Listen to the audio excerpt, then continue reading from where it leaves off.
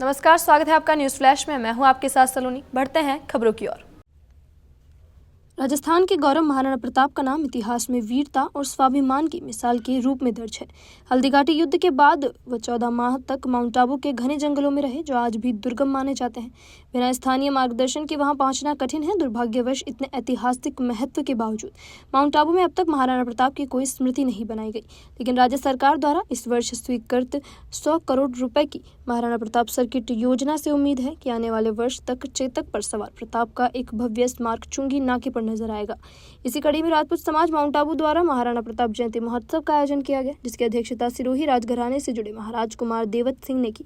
यह आयोजन प्रताप की मित्रता, संघर्ष और त्याग को याद करने का एक सशक्त प्रयास था। गुप्तवास था जब हल्दी घाटी का युद्ध हुआ, उसके पश्चात में जो गुप्तवास था वो जबकेश्वर महादेव के ऊपर गुजारा। जबकेश्वर का जब का मतलब होता है मशाल। गोगुंदा की पहाड़ियों से वहां पर मशालें जलाई जाती थी, झबक जलाई जाती थी, और जबकेश्वर में भी यहां से भी झबक जलाई जाती थी। उसको मशाल कहते हैं कि हम यहाँ पर सुरक्षित हैं, वहां से मशालें जलती थी। इस प्रकार से उसमें कोई मोबाइल नहीं थे, किसी प्रकार का कोई आदान प्रदान नहीं हो पाता था। तो उस मशाल जला करके और ये संकेत दिया जाता कि हम यहाँ पर सुरक्षित हैं।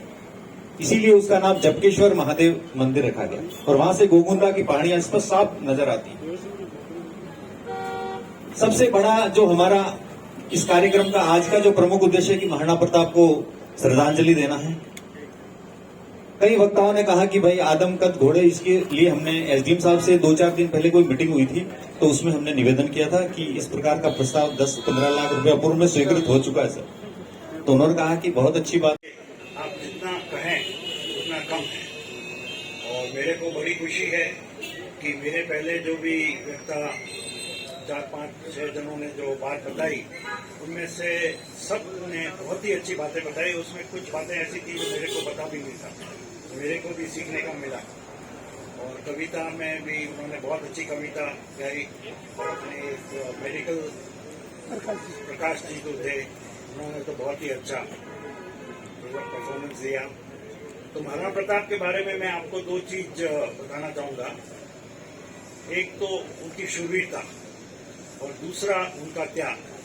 ये 2 उनकी सबसे ज्यादा क्वालिटी आप मानिएगा। उनके कई क्वालिटीज थी, लेकिन सबसे आउटस्टैंडिंग ये 2 थी। और महाराणा प्रताप के लिए सब जगह पूरे हिंदुस्तान में फंक्शन मनाए जाते हैं, लेकिन आबू में जो फंक्शन अपन होल्ड करते हैं वो उनके लिए स्पेशल है। और जैसे बताया गया कि महाराणा साहब यहाँ पधारे थे, तो मेरे ही पूर्वज थे उस टाइम में, महाराज सुल्तान, जिनकी मूर्ति पीछे लगी हुई है, उन्होंने महाराणा साहब को आमंत्रित किया था कि आप यहाँ पधारे हैं, यहाँ का वातावरण भी अच्छा है और ऐसी जगह है कि पता भी नहीं चलेगा।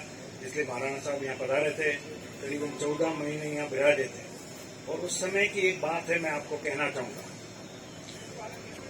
लड़ाई युद्ध वगैरह करना है तो पैसों की जरूरत पड़ती है, और लड़ाई और संघर्ष बहुत समय से चल रहा था महाराणा साहब का, तो ट्रेजरी बिल्कुल खत्म हो गई थी।